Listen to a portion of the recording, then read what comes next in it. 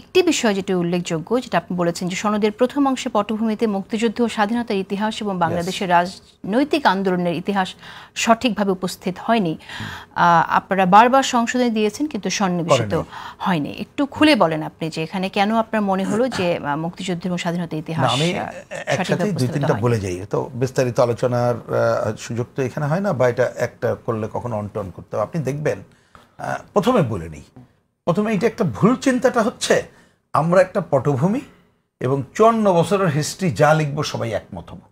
আমি কিন্তু কথাটা বলছি, এটা কিন্তু আশা কেন করবেন? ধরেন এখানে 3 দল আছে, 3 মত। আপনার প্রথমে এটাকে করতে যাওয়াই আমার বিবেচনা একটা ভুল পদক্ষেপ। তাহলে যেটা হয়েছে দেখেন, করতে যাওয়া এমনকি পাকিস্তানের ইতিহাস যেভাবে পাকিস্তানের জন্ম বলছে, আমরা তো একদিন করি না। আমরা তো মনে করি পাকিস্তান একটা কৃত্রিম রাষ্ট্র ছিল, ভুল তত্ত্বের ভিত্তিতে হয়েছিল। তা এখন এটা তো একমত হব না, ফার্স্ট।